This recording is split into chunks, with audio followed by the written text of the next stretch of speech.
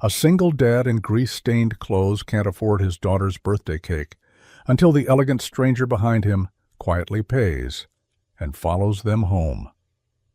Before we dive in, hit that subscribe button and drop a comment. Where in the world are you watching from?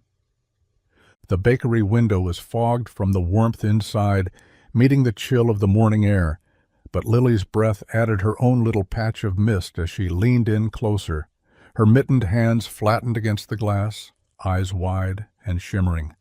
"That's the one," she whispered. A pink and white strawberry cake with piped rosettes and a plastic crown perched proudly on top. It wasn't the biggest in the display, but to Lily it looked like magic. Jack stood a few feet back, just inside the shop, clutching a worn envelope. He had counted the money 3 times before they left the house, once in the car, and again while Lily skipped ahead, her boots crunching in leftover snow. Now, under the fluorescent light of the bakery, he unfolded the envelope again, fingers calloused and trembling just slightly. 20s, a few crumpled 5s, coins in a Ziploc. It wasn't enough, not even close. "Can we get it, Daddy?" Lily asked, spinning to face him. Her voice was light, hopeful. She didn't know he'd made sure of that. Jack forced a smile, walking over to kneel beside her. "We'll see what we can do, birthday girl." The woman behind the counter gave him a soft look as he approached. She could tell. She rang up the cake anyway, pretending not to notice the panic flicker in Jack's eyes when she read the price aloud. He cleared his throat and slid the envelope across the counter. "I'm a little short," he murmured, shame threading his words. "Could you maybe hold it for an hour or two? I'll come back. I promise." Lily blinked up at him, confused. The cashier hesitated, then looked past him. Jack turned. A tall woman in a camel-colored coat stood behind them, perfectly still. She had striking eyes, the kind that didn't flinch. She looked at the envelope, then at Lily. "I've got it," she said simply. Jack stood frozen. "Sorry, what?" "I'll cover it," she repeated, pulling out a card. Before he could argue, the transaction was over. The cake was boxed and gently handed to Lily, whose smile returned with full force. Jack turned to thank the woman, but she was already walking away. Evelyn Hart didn't mean to stop at the bakery. Her driver had taken a wrong turn. The meeting downtown had been canceled last minute, and her phone had buzzed with the kind of messages that made her feel both too important and completely irrelevant all at once. She had told him to pull over, needing air, needing something that wasn't steel and glass and calendar alerts. The warm scent of sugar and rising dough drew her in like gravity. She didn't belong here. Not with her wool coat that probably cost more than the bakery's rent, not with her heels tapping on linoleum, echoing like questions in a quiet room. She stood in line, half present, scrolling through her phone, pretending not to notice the father and daughter at the counter, until the sound of paper crinkling caught her attention. She looked up. The man looked tired, not the kind of tired a bad night's sleep gives you, but the kind worn into the skin over years. His flannel shirt was faded, his jeans stained with something like oil or grit or life. The little girl clung to his side, bright-eyed and full of trust, staring at a cake like it was the moon. Evelyn caught the moment he realized he didn't have enough. She saw the way he paused, shoulders stiff, voice low with embarrassment. She had spent her life in rooms where millions shifted hands with a signature. But here, in this tiny bakery with pink-tiled walls and handwritten signs, it was different. It was raw, real, unstaged. The cashier hesitated, and Evelyn stepped forward. "I've got it," she said, pulling out her wallet, voice steady. The man turned, confused, grateful, defensive. "You don't have to—" "I know," she replied, tapping her card without another word. She didn't wait for thank yous or questions. She didn't want to make it awkward or turn it into some grand gesture. It wasn't about that. It just felt right. She turned before the man could finish forming a sentence. But as she stepped back out into the cold, her hand hovered over her car door handle. Something pulled at her. She didn't drive away, not yet. Jack's stomach turned as the final total blinked across the register screen. It might as well have been $1,000. He glanced down at the envelope in his hand, already lighter than it should have been. Rent was due next week. Groceries were running thin. He had scraped together every spare bill and coin he could find in the junk drawer and under the car seat. It still wasn't enough. He started, voice cracking from the pressure he tried to hide. Lily tugged at his sleeve, eyes full of expectation. "I'm sorry, sweetheart," he whispered. "We'll come back." But before he could say more, the cashier, young, gentle-eyed, like she'd seen this before, cleared her throat softly and said, "You're good to go." Jack blinked. "What?" She gave a small nod toward the door. "Someone already paid." He turned instinctively, scanning the bakery. The only person in line behind them, tall, elegant, with a face too polished for a place like this, was already gone. The bell above the door gave one last jingle, and a gust of cold air followed in her wake. Just like that, she had disappeared. Jack stood there for a beat, caught between disbelief and relief. Then the cashier was gently sliding the boxed cake across the counter. "Happy birthday," she said, eyes flicking down to Lily with a smile. Lily squealed, clutching the box like it held treasure. "See, Daddy, the cake fairy is real." Jack laughed, but it came out shaky. He bent down, brushing her curls from her face. "Looks like she is," he murmured. They stepped outside into the brittle cold, and Jack scanned the street again, half expecting to catch a glimpse of the mystery woman. Nothing. Just cars and wind and the faint scent of powdered sugar on the air. He popped the trunk of their old sedan and placed the cake carefully inside, as if it were made of glass. Lily danced on the sidewalk beside him, giddy. Jack glanced once more at the street, unsettled by the sudden kindness. No strings, no explanations, just paid, in silence. And somehow that silence said everything.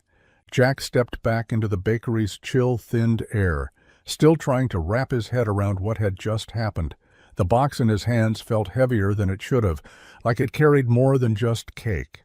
Maybe it was the weight of gratitude, or maybe it was the quiet ache of pride bruised by kindness. He scanned the sidewalk, hoping to catch the stranger, to offer a thank you, a handshake, something. But she was already halfway down the block, her coat fluttering behind her like the end of a ribbon in the wind. She didn't look back. She wasn't waiting for credit. Jack opened his mouth, but no words came out.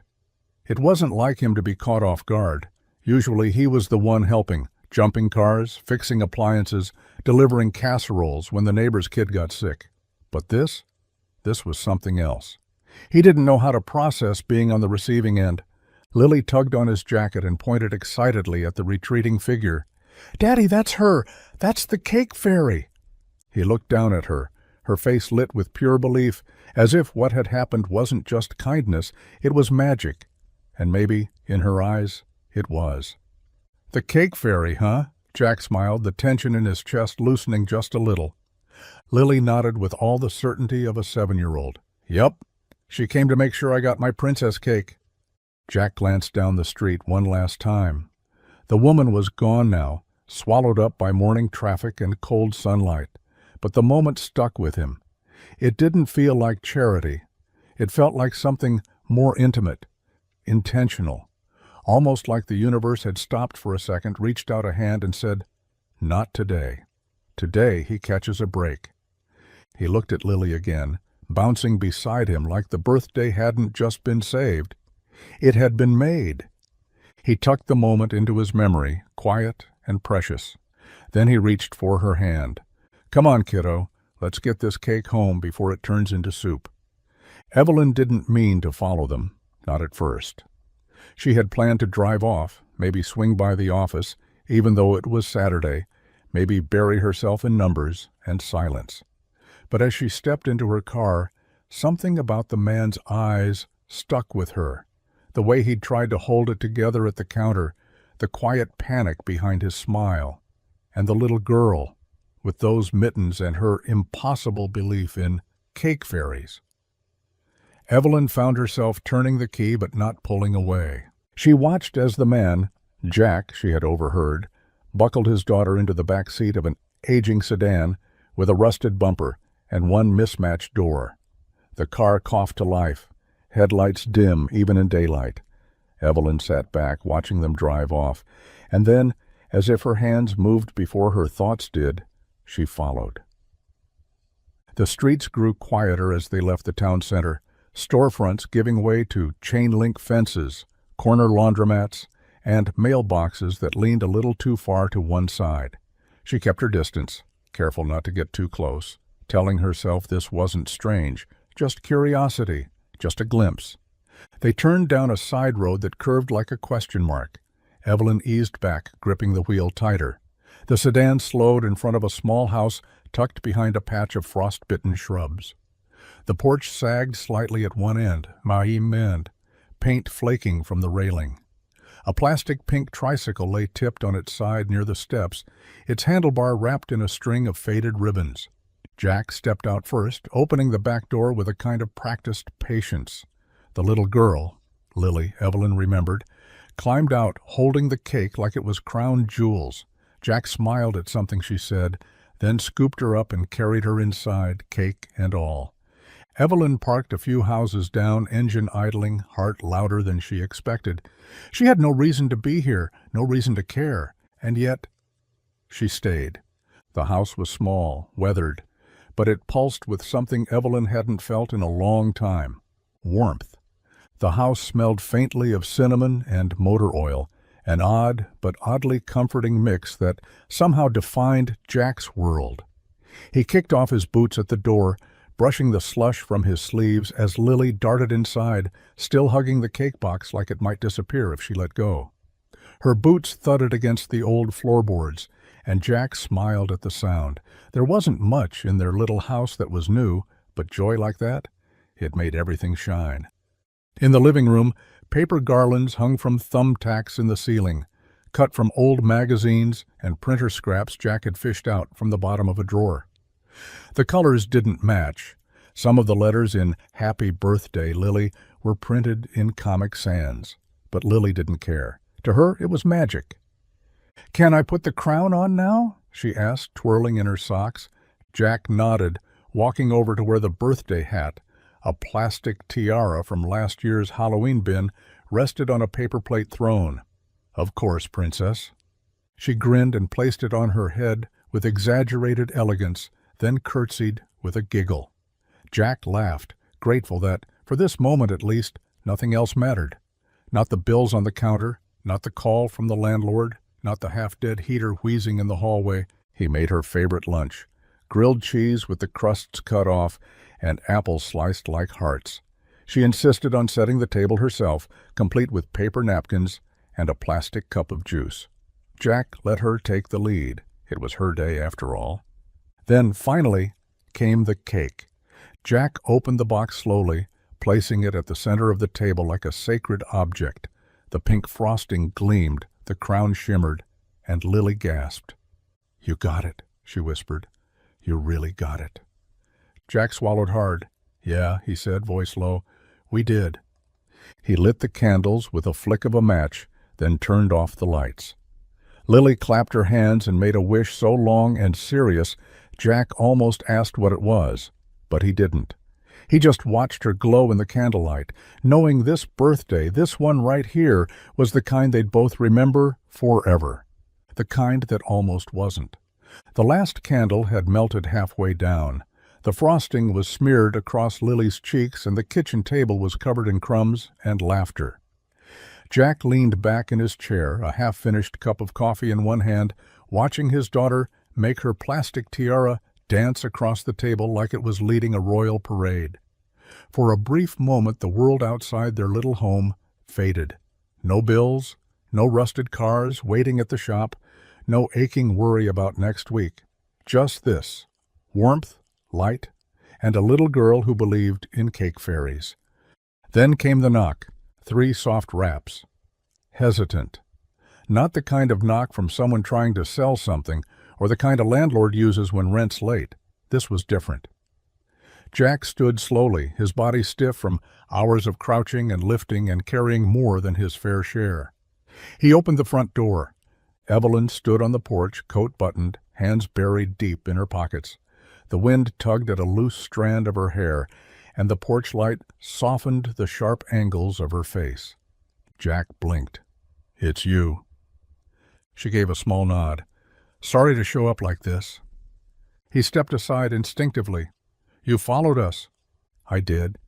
There was no defensiveness in her voice. No excuses, just truth. She looked up at him, and for the first time he noticed something behind her composed exterior, something frayed, something lonely. "I didn't know why at first," she continued, stepping forward, boots crunching on the welcome mat. "But then I saw her, through the window, with the cake, and I realized I don't remember the last time I celebrated anything that mattered." Jack didn't know what to say. He wasn't used to people like her showing up on his porch, let alone speaking with that kind of vulnerability. But behind her stood no cameras, no assistants, no polished world of press releases and private jets, just Evelyn. A woman standing in the cold, drawn to something she didn't fully understand. "Come in," he said after a moment, holding the door open. She stepped inside, and just like that, the birthday got even more unexpected. The warmth of the house wrapped around Evelyn like a wool blanket, a stark contrast to the evening air still clinging to her coat. She paused just past the threshold, taking in the cluttered charm of the living room, the crooked picture frames, the lopsided stack of children's books, the faint hum of a space heater working overtime in the corner. It wasn't polished, it wasn't staged, but it was real. Jack closed the door gently behind her, then rubbed the back of his neck, unsure where to begin. I didn't get a chance to say thank you. Back at the bakery." Evelyn gave a small smile. "You didn't have to." "No, I did." He cleared his throat, the words feeling too small for the weight behind them. "I didn't know what to do in that moment. We didn't have enough, and He shook his head, eyes dropping for a second. "You made a little girl's birthday something she'll never forget." She didn't reply right away. Instead, her gaze wandered to the far wall where crayon-colored drawings curled at the edges, taped up proudly like gallery art. One showed a stick-figure princess holding hands with what Evelyn guessed was a very tall cake. Another had a castle made out of tires and what looked suspiciously like Jack in a crown, holding a wrench like a scepter. "She's got an imagination," Evelyn said softly. Jack followed her eyes and chuckled. "That one's her Daddy's Garage Kingdom drawing. She said I'm the king of spark plugs." Evelyn smiled, not the kind she wore in boardrooms or cocktail galas, but something smaller, something truer. "I don't usually do things like that," she admitted, shifting her weight. "Buying strangers cakes, following them home." "Yeah," Jack said, a nervous laugh escaping. "I kind of figured." She glanced at him, eyebrows raised. "That obvious?" "Let's just say you don't exactly blend in around here." Evelyn shrugged. "I wasn't trying to."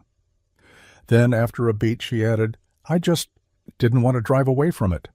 From what, she didn't say, but Jack understood anyway. Lily peeked around the corner with the stealth of a spy in pink pajamas, her plastic tiara slightly askew, and a dab of frosting still clinging to her chin. She spotted Evelyn standing near the wall, eyes on her drawings, and decided that was all the invitation she needed. "Hi again," she chirped, skipping into the room with the unfiltered confidence only a child could pull off. Evelyn turned, surprised but smiling. "Hello, Your Highness." Lily giggled. "You remembered." "I don't forget royalty." Jack from the kitchen called out, "Lily, let our guest breathe, okay?" But Lily was already mid-interrogation. "Do you have a dad?" The question hung in the air, simple and sharp. Evelyn blinked, caught off guard. "I did." "What was he like?" Lily asked, bouncing on her toes. Jack stepped into the doorway, towel in hand, about to redirect the conversation, but Evelyn raised a hand, just slightly. It was okay. "He was very smart," she said slowly, thoughtfully. Strict. Very busy. Lily tilted her head. Did he make you birthday cakes? Evelyn's smile faltered for a breath, just a flicker. Not one who made me birthday cakes, she answered, the words soft, like something she hadn't said aloud before. Lily was quiet for a moment, nodding, like she understood more than most adults gave her credit for. That's okay. My mom didn't either. She went away when I was little. Jack froze in the doorway, heart thudding, but Lily didn't flinch. She said it like a fact, not a wound. Evelyn crouched to her level. Well, your dad's pretty amazing. Lily grinned.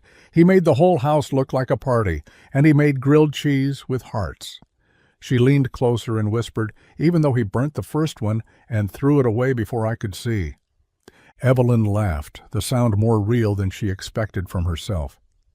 That sounds like love to me. Jack watched them, something warm and strange stirring in his chest. It wasn't just the cake or the decorations. It was Lily, connecting like she always did, and Evelyn, letting her. A girl who said too much, and a woman who needed to hear it. Evelyn checked her watch out of habit, not urgency. There was nowhere she needed to be, not really. The silence waiting back at her penthouse didn't exactly call to her, and the idea of returning to a space filled with minimalist furniture and maximum emptiness felt heavier than usual. Still, she hadn't planned to stay long, drop in, be polite, disappear. But Lily had different ideas. Do you want to stay for dinner? The little girl asked, already crawling up onto one of the mismatched kitchen chairs.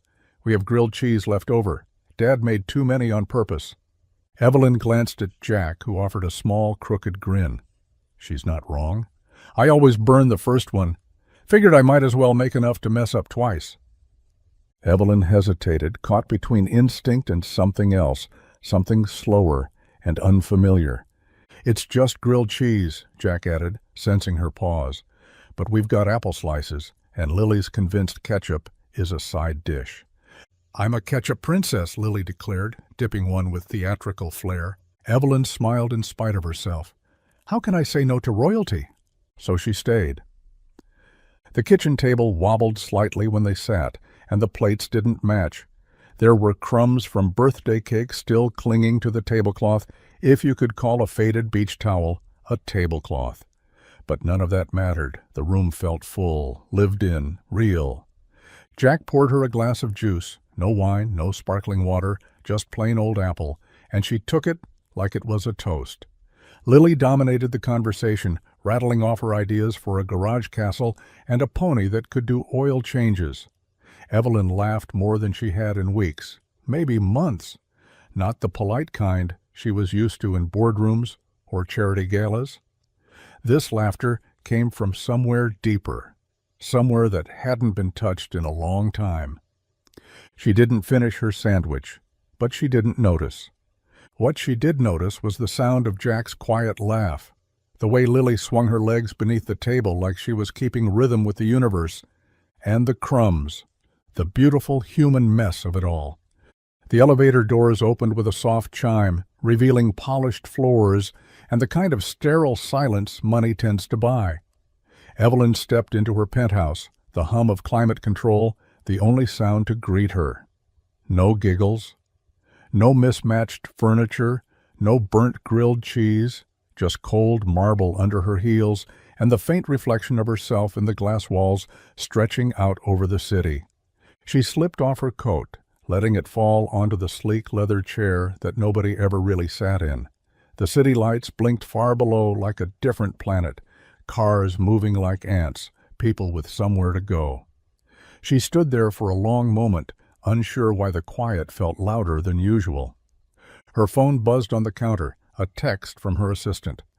Monday board meeting, rescheduled to 8 o'clock. Your remarks on Q4 needed. Reminder, donors brunch Tuesday. Do you want notes prepped tonight? She stared at it. Usually she'd type back immediately, thumbs fast, responses curt, efficient. But tonight she didn't. Her phone screen dimmed, and she let it slide face down on the counter. She walked into the kitchen, opened the fridge out of habit, and found it as untouched as ever. Green juices lined like soldiers, containers labeled with macros she never checked, and a bottle of white wine she couldn't remember buying. Nothing she wanted, nothing real. Closing the fridge, she leaned against the counter and let her eyes wander. Everything in the apartment was designed, every corner, every object, but there was no soul in any of it. No color-smeared drawings, no paper garlands taped to the ceiling, no smell of sugar or burnt toast, no laughter echoing off the walls. Just her. She pulled the hair tie from her ponytail and let it fall to the floor. For once, she didn't care. In a quiet burst she couldn't explain, she crossed to the bookshelf, grabbed a dusty old album from the bottom shelf, and flipped it open. Childhood photos, ones she hadn't looked at in years. A little girl in a party dress with no candles on the cake, a suit-wearing father checking his watch in every frame. She closed the album and whispered into the silence, "Not this time," and left the lights off as she went to bed. Jack stood in the garage, sleeves rolled, grease smeared across his forearms like war paint. The place smelled like engine oil and old coffee, exactly the way it always had. A '98 pickup sat on the lift, half disassembled, the kind of job that paid enough to keep the lights on, but not enough to breathe easy. He liked it that way. Predictable, manual, honest. He wiped his hands on a rag and leaned against the tool bench, eyes scanning the space like he was seeing it through someone else's eyes. Her eyes. Evelyn had noticed the cracked linoleum floors, the flickering overhead light, the fact that his office doubled as a break room and a parts closet. She hadn't said anything, but she noticed. That alone had him on edge. Jack wasn't built to be seen, not like that. He didn't ask for help. He was the guy who offered it, the guy who stayed late to fix a neighbor's brakes at cost, who showed up with jumper cables when nobody called. Pride wasn't just in his bones. It was survival. It was the reason he made grilled cheese with the last slice of cheese and cut it in half like it was plenty. So when someone like Evelyn Hart, a woman who looked like she stepped out of a glossy magazine cover, walked into his life and didn't flinch, it threw him. And when she lingered, laughed at his daughter's ketchup jokes, sat at his kitchen table like it was the only place she wanted to be, that's what really rattled him, because it felt good. Too good. And Jack knew better than to trust things that felt too good. Life had taught him that the hard way. Smiles faded. People left. Help came with strings, and generosity often ended with an invoice. He adjusted the wrench in his hand, jaw tight. She'd probably come around again, and when she did, he needed to remember who he was. The guy who didn't need saving, the man who fixed things, even when everything inside him wanted, for once, to let something be fixed for him. The wind outside howled like it had teeth, slipping through the cracked seams of the garage door and biting at Jack's knuckles as he wrestled a rusted bolt loose. His breath came out in clouds, and his fingers, stiff and red, fumbled slightly with the wrench. The space heater in the corner clicked uselessly, long dead, more sentimental than functional now. But he kept working. Because cars didn't care about weather, and bills didn't wait for spring. Underneath the belly of an old Buick, he heard the faint crunch of tires outside. He didn't look up right away. Most folks didn't stop by this late unless something was smoking or wouldn't start. Then the door creaked open. Jack rolled out from under the car, wiping his hands on a rag, already bracing himself. What he wasn't expecting was the figure silhouetted in the doorway, tall, elegant, wildly out of place. Evelyn. She stepped inside cautiously, her heels clicking on the concrete, until they reached a dark oil stain. She paused, glanced down, then stepped over it without a word. "I should have called," she said, arms wrapped tightly around herself. Her coat looked expensive but thin, not built for the kind of cold that lived in places like this. Jack stood surprised. "Everything okay?" She nodded, but didn't speak right away. Her eyes roamed the garage, the chipped workbench, the hanging tools, The pegboard with scribbled notes and a picture of Lily taped beside a warranty sign. She took it all in like it mattered. "It's freezing in here," she finally said. Jack offered a half-smile. "Warmer than outside." She walked closer, stopping near the old space heater, looking at it like it might come back to life if she stared long enough. "This place, it's kind of amazing." He laughed under his breath. "You must have hit your head." "I mean it," she said, her voice softer now. "It's not pretty, but it's honest." Jack looked down, unsure of how to take the compliment. He wasn't used to people like her noticing places like this, not unless they were lost. But she wasn't lost. She'd come on purpose, and that warmed something in him the heater couldn't. Evelyn stood with her hands in her coat pockets, her breath rising in soft clouds as she scanned the garage with purpose now, not as a guest, but as someone imagining possibilities. Her eyes lingered on the cracked concrete floor, the battered lift, the shelf of mismatched tools that had seen better decades. She didn't see a mess. She saw a blueprint. "You could do a lot with this place," she said casually, like she was talking about the weather. Jack didn't look up from the carburetor he was cleaning. "It works fine." "I mean more than just fine," she continued. "A new lift, better lighting, insulation, for starters. That heater's practically antique." He blew out a slow breath and set the part down. "You came all the way here to tell me my heater's garbage?"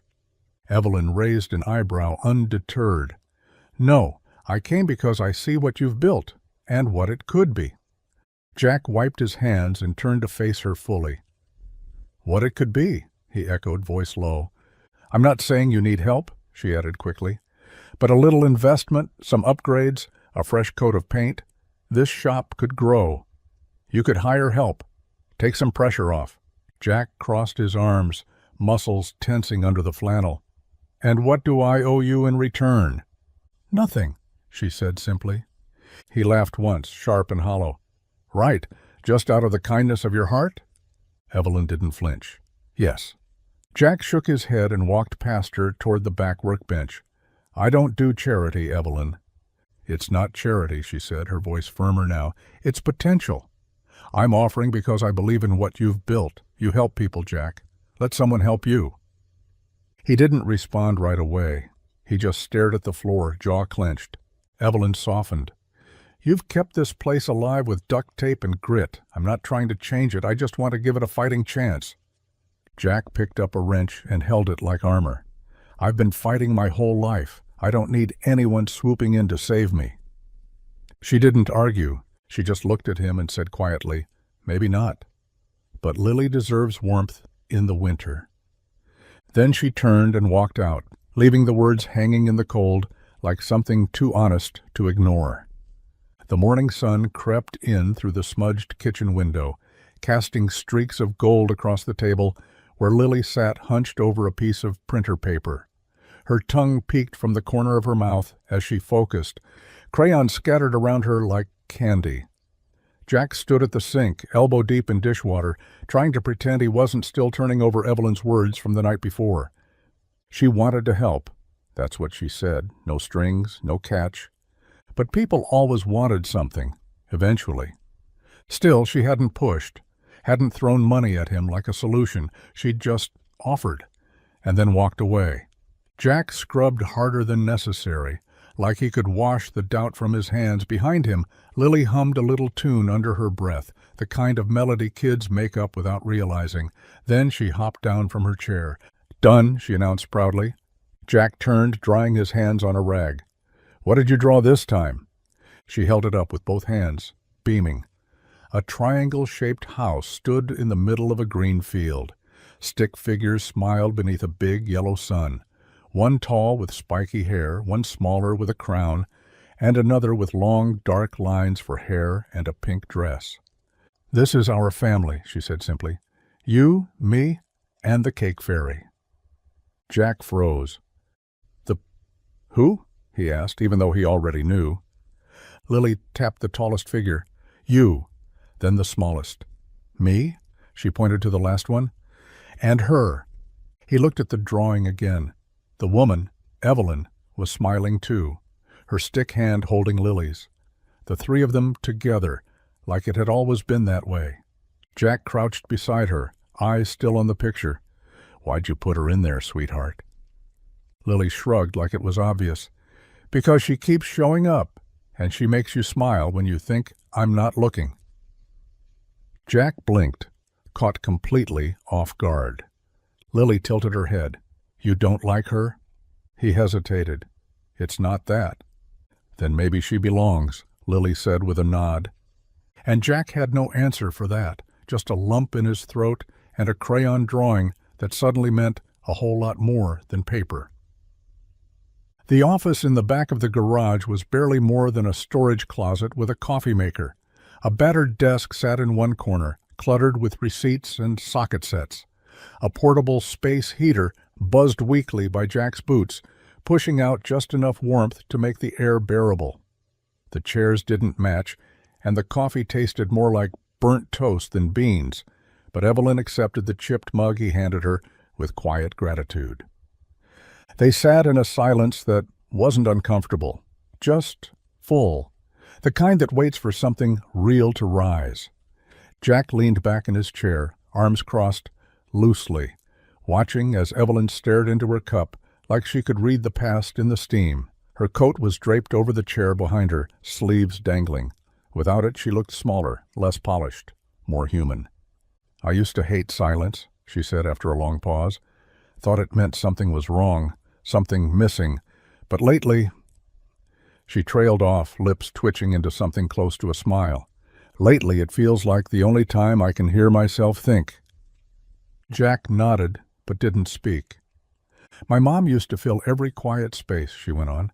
"Music, conversation, lists, directions. Always something. Even when she was sad, she was loud about it. She had big dreams, mostly for me." She sipped the coffee, winced slightly, but didn't complain. "When I was 13, she started calling me her retirement plan. Used to joke that I was her ticket out of debt. I laughed along, pretended it didn't mess with my head." Jack's brow furrowed, but still he said nothing. Evelyn glanced at him, almost surprised to find someone still listening. "By 25, I was CEO. By 27, I'd forgotten what a weekend felt like. And somewhere in there, I stopped asking if I was happy. I just asked if I was winning." The heater buzzed again. Jack shifted, not to speak, but to lean forward, forearms on his knees. Evelyn's voice softened. "People see the heels, the car, the job. They don't see the part of me that still wonders if I'm only worth what I produce." Jack looked at her then, really looked, and still he didn't interrupt. And somehow that silence, the kind she used to fear, felt like the safest place she'd ever been. The morning light spilled into the garage in streaks, catching on dust motes that danced in the beams like they had nowhere better to be. Jack sat at his usual corner of the workbench, sipping coffee from a mug with a chipped handle and grease fingerprints that never quite washed off. He was halfway through sorting a tray of mismatched bolts when he heard the unmistakable sound of heels on concrete. He turned, expecting a customer, or maybe Mrs. Callahan from the diner needing another jump. But it was Evelyn, not in a designer coat, not with her phone in hand or sunglasses shielding her from the world. No, this time she wore jeans, a sweatshirt, and in one hand, of all things, a bright red toolbox that looked like it had only ever seen showroom shelves. Jack blinked. "You lost?" She smirked. "I said I wanted to help." He set his coffee down slowly. "Yeah, I remember. I just didn't think you meant manually." She stepped further into the garage, eyes scanning the space with a new kind of focus. "Well, I figured you wouldn't take a check, so I brought a screwdriver." Jack leaned back in his chair, arms folded across his chest, trying to decide whether to laugh or run. "You even know what to do with that thing?" She popped the latches on the toolbox like she'd practiced. "I Googled it." He let out a low whistle. "This should be good." Evelyn smiled, not the tight practice smile she gave at charity galas, but the kind that crept up from somewhere deeper. "Look, I'm not here to fix your transmission, but I can sort parts, sweep the floor, Organize that nightmare of a tool wall you keep pretending is efficient." Jack raised an eyebrow, impressed despite himself. "So this is how CEOs invest now?" She shrugged. "The other way was easy. This way feels real." For a long moment Jack just stared at her. Not the money, not the connections, just her, standing in his world, toolbox in hand, offering time instead of answers. He grabbed his coffee again and took a sip, then promptly choked when she picked up a wrench the wrong way. "This is going to be a disaster," he muttered, coughing. But he was already smiling. Maplewood had never been the kind of town where secrets lasted long. Gossip moved faster than the mail truck, and it didn't need gas or reason to keep going. So when Evelyn Hart, heels, history, and all, started showing up at Jack Collins's garage with a toolbox in hand and dirt on her jeans, it didn't take long for the whispers to start. They came soft at first, like curiosity wearing a polite mask. "Who's the new friend helping Jack?" turned quickly into, "Did you see that car she drives?" And, "She doesn't look like someone who changes oil." The barber shop had theories. The diner had declarations. By Tuesday morning, someone swore she was a secret investor. By Wednesday, a rumor had it she was buying the entire block. Thursday, she was Jack's long-lost high school sweetheart, despite no one remembering her from high school. Jack heard it all. In line at the hardware store, over the counter at the gas station, even during an oil change for Mrs. Callahan, who gently offered, "Not judging, dear, just curious." He kept his answers short, kept his head down. Pride ran deep in his bones, and he didn't like people assuming Evelyn was swooping in to fix what he hadn't asked to be repaired. She wasn't some savior in designer jeans. She was something else.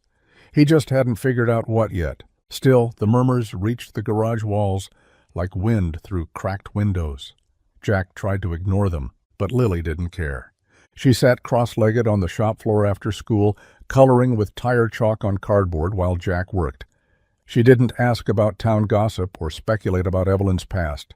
She just looked up with a crayon-smeared smile and said, "Dad, is my friend coming back today?" Jack paused, the wrench in his hand suddenly heavier. He glanced at the clock, then the front bay door, then down at Lily's drawing, 3 stick figures holding hands again. "She might," he said softly. And for the first time that day, the noise outside the garage didn't matter. The truck was an old Ford, the kind with dents that told stories and a paint job faded by too many summers. It groaned like a tired man when Jack lifted the hood, and the engine inside looked like it had given up somewhere in the late 90s. He was elbow-deep in it when he heard her voice. "Tell me where to start." He looked up, eyebrows raised. Evelyn stood at the edge of the garage, hair pulled back, sleeves already pushed up. She wore a coat that probably cost more than the truck's resale value, but her expression was all business. "You sure you want to ruin that nice outfit?" he asked, eyeing the crisp fabric. She shrugged. "It's already ruined. I leaned against your tool bench last time." He almost smiled. "Right. Forgot. Welcome to the Grease Club." She walked over, hands slightly hesitant, but her eyes steady. "I figured it was time I learned what all these tools actually do." Jack reached into the open engine bay, pulled out a socket wrench, and handed it to her. "This one's your new best friend." She took it, inspecting it like a foreign artifact. "Okay, what am I fixing?" He leaned in beside her, pointing. "That bolt right there. You'll loosen it while I hold the filter." "Got it," she said, kneeling without hesitation. Within minutes, she had smeared oil across her wrist and left a black handprint on the side of her coat. She didn't seem to notice or care. Her cheeks flushed from the cold and concentration, and every time she slipped or cursed under her breath, she laughed. Real laughter, not the kind that's polite or rehearsed. It echoed through the garage and wrapped around Jack like warmth. "You know," she said as she tightened the final bolt, "this might be the first time in years I've done something where the outcome wasn't already decided before I started." Jack glanced at her, caught off guard by the honesty. "Welcome to Maplewood," he said. And for the first time in a long time, she didn't feel like a woman pretending to belong. She felt like part of the fix. The sky had darkened without anyone noticing, a slow fade from gold to indigo that crept through the garage windows until the only light left was from the bare bulb swinging overhead.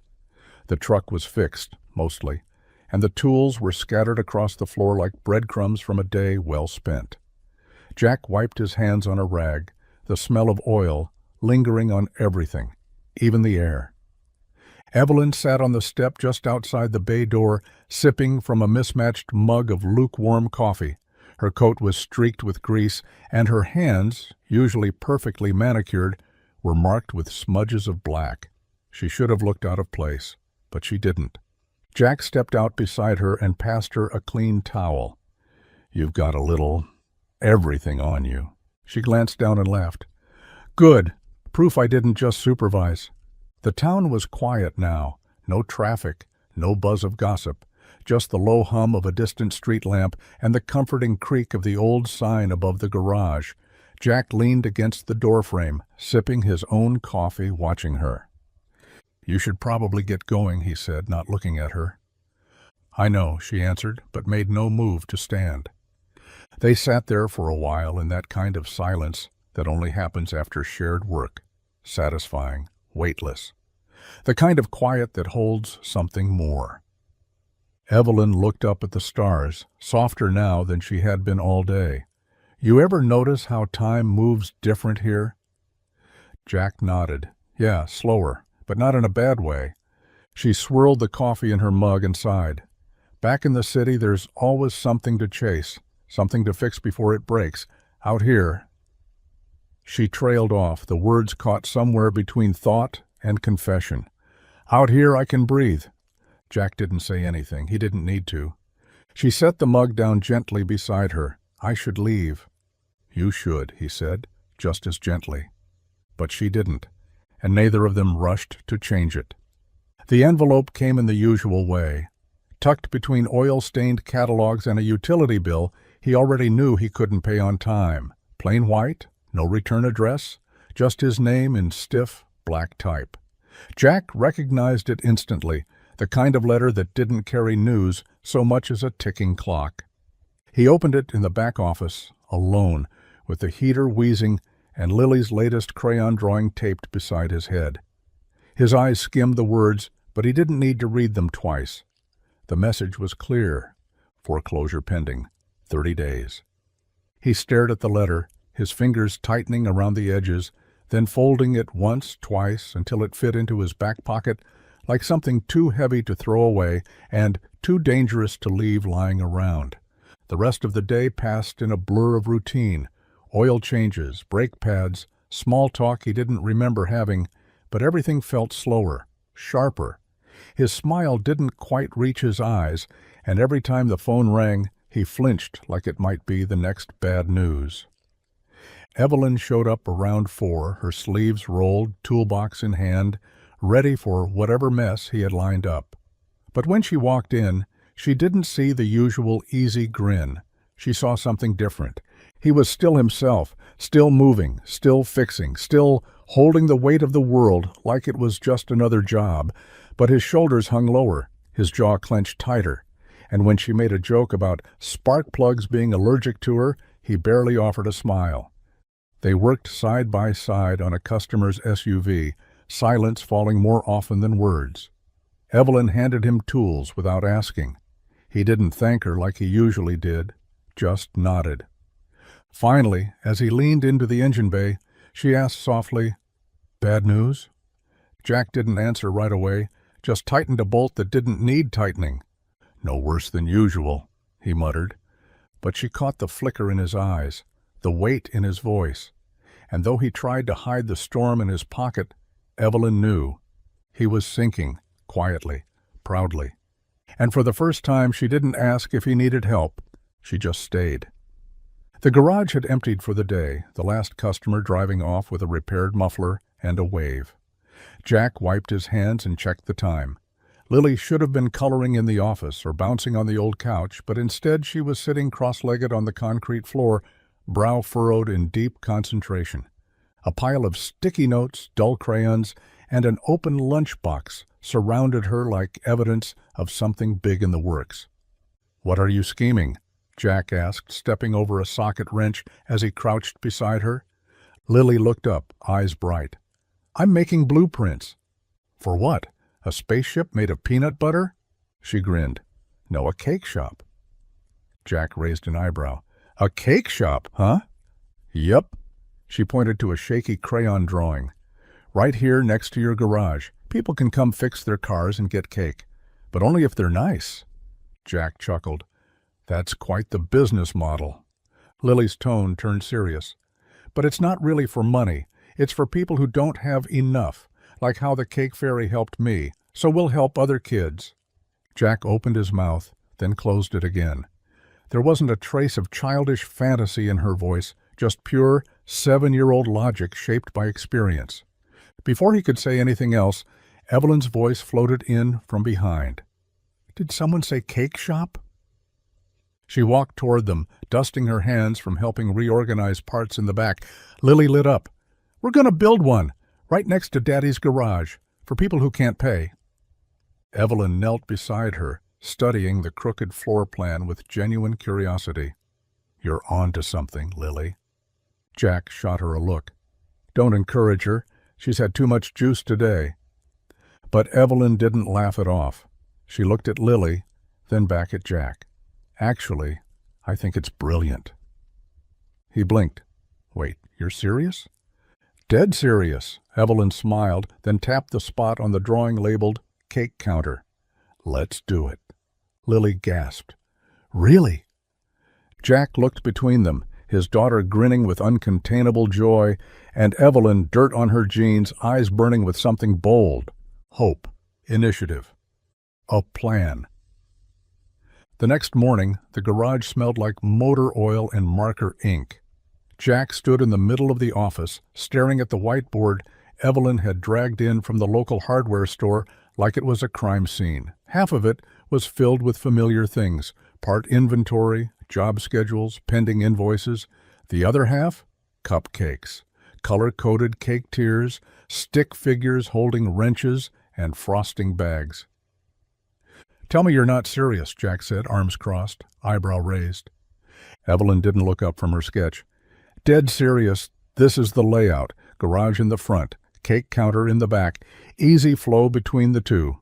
Clients can wait for their oil change with a slice of chocolate fudge or a sprinkled donut." Jack blinked. "This is Maplewood. We're barely used to seat warmers, let alone cinnamon rolls next to car lifts." "Which is why it'll work," she said, turning to him, eyes lit with excitement.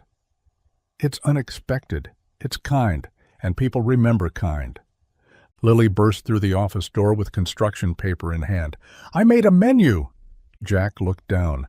Purple scribbles listed items like Hope muffins, Good Job brownies, and Pay What You Can pie.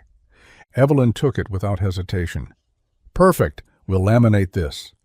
Jack rubbed the back of his neck. "You two are out of your minds." Lily grinned, but in the fun way.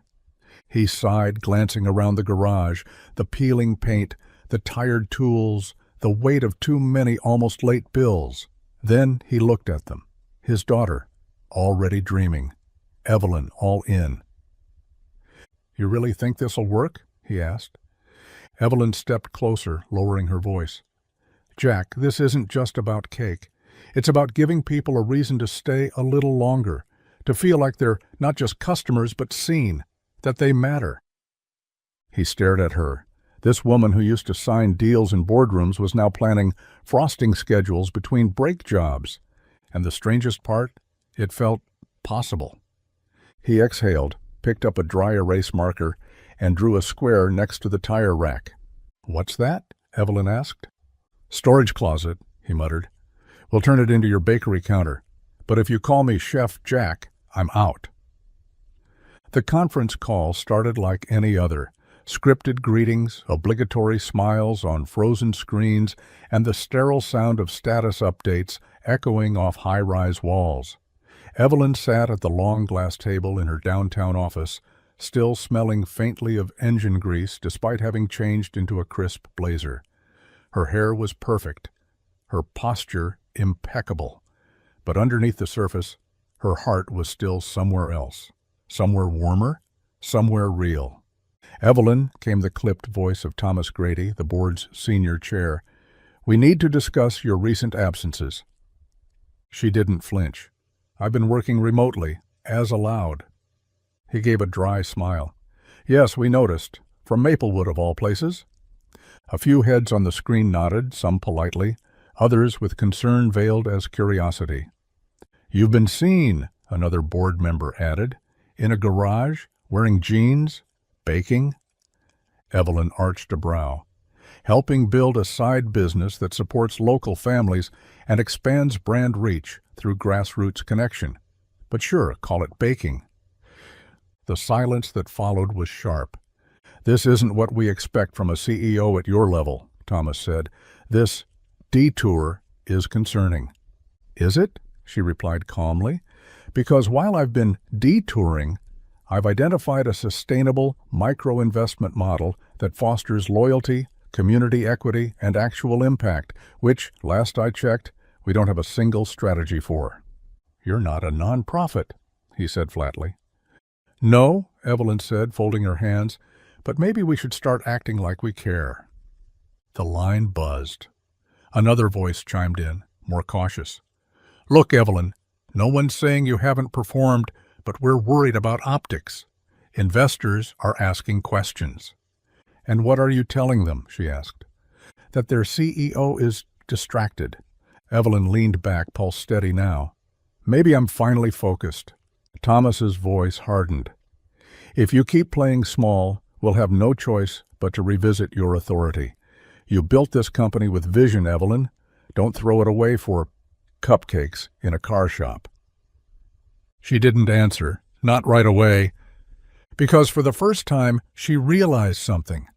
They had never seen her vision, only her utility. And this time she wasn't playing small. She was building something big, with her hands, her heart, and her name off the sign. The resignation letter sat on her screen, blinking cursor poised at the end of the final sentence. No grand exit speech, no power moves, just plain language and her signature, typed with fingers that didn't shake this time. Evelyn read it once more, then closed her eyes and hit send. That was it. No one stormed the office. No alarms went off. No headlines appeared on her phone. The silence that followed wasn't emptiness. It was freedom. She stood up slowly, walked to the floor-to-ceiling window, and looked out at the city skyline she had once chased like a finish line. So many hours, so many deals, so many versions of herself tucked away in boardrooms just to survive a world that never paused for breath. She had once believed this view meant she'd made it. Now it just felt far away. Her office was still full of symbols, awards on the shelf, framed photos from investor summits, a cabinet drawer of unopened champagne bottles reserved for victories she didn't remember anymore. She reached for one of them, held it in her hands, then gently set it back. She didn't need to celebrate this way. She picked up her coat, still dusted faintly with flour from last week's cake test with Lily, and slung it over her arm. Her assistant poked his head in. "Everything okay?" Evelyn smiled, warm and honest. "Yeah, it finally is." She walked out without a speech. No press release, no last-minute meetings, no turning back. The elevator ride down felt different this time, lighter, like gravity had loosened its grip. Outside, the winter air greeted her like an old friend, cold, real, unfiltered. She got into her car, no driver, no schedule, and headed not toward a hotel or a penthouse, but toward a garage that smelled like motor oil and cinnamon. She didn't need a legacy etched in gold. She just wanted to build something that made people feel seen. And for the first time in years, Evelyn Hart wasn't anyone's CEO. She was just Evelyn. And she had never felt more powerful. The morning they hung the new sign, Jack stood on the ladder, one hand gripping the weathered wood, the other holding a drill that groaned from years of use. Evelyn was below, arms crossed, pretending not to look nervous. while Lily danced in circles near the entrance, holding a frosting-stained ribbon she'd insisted they use for the big reveal. The new sign wasn't flashy. No chrome, no neon, just clean lettering on hand-sanded oak, carved by a retired teacher Jack knew from high school who still had a gift with wood and a soft spot for underdogs. It read simply, Collins and Hart Auto, built on grit. Beneath it, nestled beside the main door, a smaller window gleamed with fresh glass and a hand-painted shingle hanging above. Lily's Cakes. Pay what you can. No fine print, no pricing board, just a chalk menu with words like kindness cupcakes, second chance cinnamon rolls, and hugs in muffin form. A bell above the tiny door jingled when pushed. Lily had tested it 27 times the night before. Jack climbed down, wiping dust from his palms. Well, that's it. Evelyn looked up at the sign, the names together side by side. It's real now. It was always real, he said, but now it's ours. She glanced at him, smiling in that quiet way she did when words couldn't hold the whole thing. People are going to talk. Let them, Jack replied, nodding toward Lily, who had already set up a folding table with 3 cookies and a paper sign that read, Free samples, but only if you're nice. And they did talk. At first, people came for repairs. Then they started lingering. They'd wander over to the window, ask about the pay-what-you-can policy, and walk away with more than dessert, sometimes with a little hope, sometimes with tears. The cake counter wasn't big. It had 1 shelf, a tiny fridge, and a cash jar labeled Donations and Dreams. But it opened hearts in ways no blueprint ever could, and by noon, a line had already started to form, not for cake, but for something sweeter. The kitchen smelled like sugar and laughter. Flour dust floated through the air like soft confetti, clinging to countertops, aprons, and the tip of Lily's nose. She stood on a stool, proudly wielding a wooden spoon twice the size of her hand, stirring with the focused energy of a chef preparing for royalty. Because in her mind she was. Her 8th birthday was tomorrow, and this time the cake wasn't coming from a bakery window. It was being made, right here, in the back room of Lily's Cakes, with love, frosting, and a little too much vanilla extract. "Are we sure it needs this much pink?" Evelyn asked, raising an eyebrow, as Lily emptied another bottle of food coloring into the bowl. "More pink means more princess," Lily declared with absolute authority. Evelyn laughed and held out a hand to keep the mixing bowl from tipping. "All right, princess, just don't dye the walls." Jack leaned against the doorway, arms crossed, watching the scene unfold with a grin that hadn't left his face all week. The place had changed, sure. The garage had a second lift now. The cake window had its own little seating nook, and people still came from towns over just to say they'd been there. But the heart of it remained exactly the same. Love, grit, sugar. And today, Evelyn wasn't just the woman who paid for a cake. She was the woman helping bake one. They'd been through a full year of stories, surprises, and quiet mornings that turned into slow dances in the kitchen. Jack hadn't asked Evelyn to stay. She just never left. "Time to add the crown," Lily said, reaching into a small box she'd kept hidden under the counter. It was the same plastic crown from that first birthday, the one she'd worn like a badge of hope. She placed it gently on top of the layered, slightly lopsided masterpiece they had built together, sprinkles scattered like confetti. Jack snapped a picture as Evelyn leaned in, arm around Lily's shoulder, frosting smudged across both their cheeks. "Perfect," Evelyn whispered. And this time the cake didn't just mark another year, it marked how far they'd come. Lily was the first one to find it, tucked between her homework folder and a half-eaten granola bar, sealed in an envelope with a glittery sticker shaped like a cupcake. She'd pulled it out at the kitchen table, eyebrows scrunched in curiosity, while Jack scrubbed a stubborn stain off the counter and Evelyn stirred something warm on the stove. "There's a letter in my bag," Lily announced, waving it like a treasure map. "And it's not my spelling test?" Jack looked up. Evelyn froze, spoon mid-stir.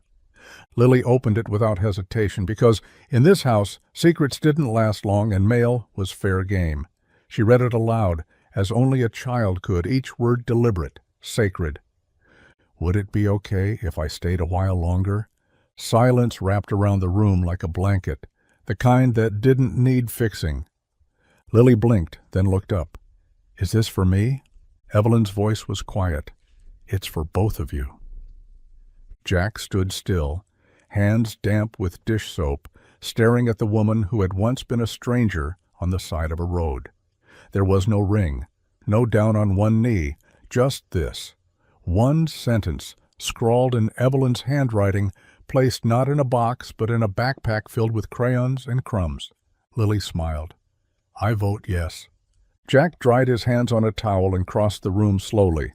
He didn't speak right away, just stepped beside Evelyn and took the note from Lily's hand, read it again, folded it carefully, and nodded. That was all. No speeches, no questions, no grand moment to post online. Just Jack and Evelyn, and a quiet agreement between them that whatever they were building, however unconventional, however hard-won, was real. Evelyn reached across the table and gently took Jack's hand. Lily reached out and took the other. And just like that, without rings or ceremony, they were a family. The kind formed not by tradition, but by choice. The classroom was buzzing with the familiar chaos of presentation day. Shoebox dioramas wobbling on desks, nervous kids clutching note cards, and a few brave souls already sweating through their carefully ironed shirts. Lily Collins sat in the front row, legs swinging beneath her chair, a folded piece of paper in her lap, and a sparkly plastic crown tucked in her backpack just in case she needed it. When her name was called, she walked up to the front of the room with the confidence of someone who'd already lived through bigger moments than spelling tests and math quizzes. My story's not about a pet or a vacation, she began, glancing at her teacher, who gave her a small nod. It's about cake. A few kids giggled, but Lily kept going, voice steady and bright. One time, she said, when I was turning 7, my dad took me to the bakery to pick out a birthday cake. It was pink and had a crown on it, and I wanted it so bad. But we couldn't afford it. I didn't say anything, but I saw the look on his face. The room quieted. And then, she continued, smiling, a stranger behind us paid for it, just like that. She didn't wait for a thank you. She just left. Her teacher's eyes glistened. But that wasn't the end, Lily said. She followed us home. A collective what? Rippled across the classroom. She wasn't creepy, Lily clarified quickly, grinning. She was curious and kind, and she didn't just buy us cake. She stayed. She built a cake shop with us. She helped my dad fix the garage, and eventually... Lily paused, then opened her paper to read the last line she had written carefully the night before. She became our family. There wasn't a dry eye in the room, not from the kids who didn't quite understand it all, and certainly not from the teacher who had been told weeks ago that Lily's guardian might come for pickup today. And outside, Evelyn stood by the school fence, watching through the window, her heart catching on the words. She never left. The garage still opened at dawn, the coffee still brewed too strong. Jack still had grease under his nails, and his back still ached in that familiar way after lifting one too many transmissions. The winters were still cold, and the heater still clanked in protest. Some things hadn't changed, but everything else had. There was music now, Evelyn's playlists humming softly from the back office, a strange mix of classic rock and indie folk, sprinkled with whatever Lily had recently discovered on the old kitchen radio. There was the smell of vanilla drifting in from the cake counter, where a Try Me Free tray sat beside a tin marked, Pay What You Can, Take What You Need. There were voices, real and human, not just customers but neighbors, people who stayed a little longer because the air here felt warmer. There was laughter. God, there was laughter. Lily's mostly wild and unfiltered, bouncing off the garage walls like sunlight. Evelyn's too deeper now, fuller. And Jack's, rough around the edges, but honest. The kind of laugh that came from someone who hadn't had much reason to in years. They lived in a house with a slanted porch and a kitchen table covered in coloring books and engine manuals. Dinners weren't fancy, but they were shared, sometimes with grilled cheese, sometimes with burnt lasagna, always with seconds.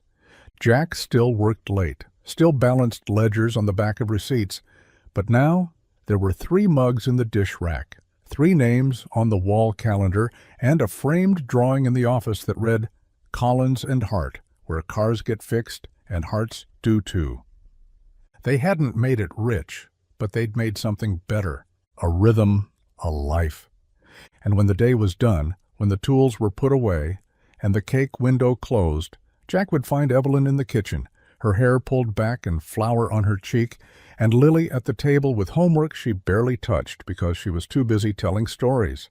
And Jack, tired, greasy, full, would lean in the doorway and think, this is what home sounds like. The sign above the garage had faded, some with the years, sun-bleached and weathered by seasons that came and went like old friends. But the words were still there, carved in wood and history. Collins and Hart Auto, built on grit. And just beneath it, nestled under a green awning with hand-painted daisies, the smaller sign still swung gently in the breeze. Lily's Cakes, pay what you can. Tourists pass through Maplewood more often now, drawn by stories that lived online, photos of cupcakes shaped like wrenches, headlines about a garage that healed more than just cars. They came expecting a novelty, maybe a cute backstory for social media, but what they found was something else, a heartbeat. Locals watched them come and go with quiet smiles. They knew the story, not the one polished for magazines, but the real one, the one that lived in the walls of the shop, in the aroma of cinnamon rolls on cold mornings, and in the laughter that still rang from the back room. "That's where it happened," they'd say, pointing with a fondness usually reserved for family portraits. "That's where love started, with a dad, a little girl, and the woman behind them in line." Inside, Jack still worked the front of the garage, though he moved slower these days. His hair had more gray, his hands more scars, but his smile, wider, softer, had never changed. Evelyn managed the cake counter now, in her flour-dusted apron with the same quiet focus she once reserved for boardrooms. And Lily, taller, louder, still wearing that same old plastic crown on special days, ran between the two worlds like she'd been born to live in both. Sometimes Jack would look up from under a hood and catch a glimpse of Evelyn laughing with a customer, or Lily handing a cupcake to a wide-eyed kid, and he'd feel it all over again, that moment at the bakery, the envelope he couldn't fill, the hand he never asked for but couldn't imagine life without. It wasn't about the cake. It never really was. It was about what came after.